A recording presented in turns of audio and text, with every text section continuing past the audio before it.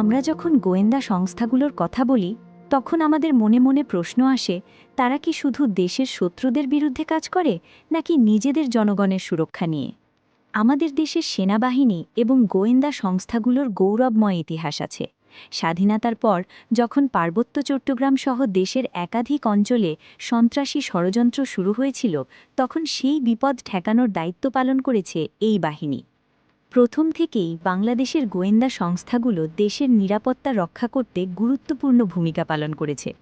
৯০-এর দশকে যখন ভারতীয় গোয়েন্দা সংস্থাগুলি মাদক ব্যবসা চালাচ্ছিল, তখনই বাংলাদেশ গোয়েন্দা সংস্থাগুলো তাদের বিরুদ্ধে কার্যক্রম পরিচালনা করেছিল। এই সময় ভারতীয় মাদক চক্রকে প্রতিহত করার জন্য আমাদের গোয়েন্দারা ভারতের ভেতরে গিয়ে শত্রুপক্ষকে ধ্বংস করেছিল। এই ভূমিকা কখনো ভুলে যাওয়ার নয়। আজ ডিজিএফআই এবং এনএসআই সময়ের সাথে সাথে নিজেদের ট্রান্সফরমেশনের মধ্য দিয়ে যাচ্ছে।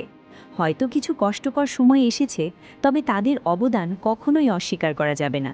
হ্যাঁ, কিছু পরিবর্তন প্রয়োজন, কিন্তু আমরা যদি ৫ই অগাস্ট পরবর্তী সময়ের দিকে তাকাই, আমরা দেখতে পাই ডিজিএফআই এবং এনএসআই কোন ধরনের সংকট মোকাবেলা করেছেন।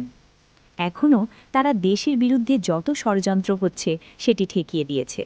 আপনি যদি দেশের প্রতিরক্ষা এবং সুরক্ষা নিয়ে চিন্তা করেন, তাহলে আমাদের গোয়েন্দা সংস্থাগুলো যে বিপদ থেকে দেশকে রক্ষা করেছে তা নিশ্চয়ই অস্বীকার করা যাবে না।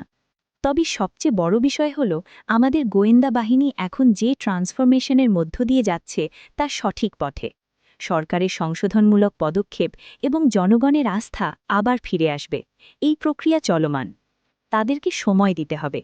এই প্রতিষ্ঠানগুলো নিজেদের পুরনো মান এবং দক্ষতা আবার ফিরে পাবে, এবং একদিন তারা বিশ্বমানের গোয়েন্দা বাহিনী হিসাবে পরিচিতি লাভ করবে, যারা দেশের সুরক্ষা নিশ্চিত করবে, জনগণের নিরাপত্তা রক্ষা করবে।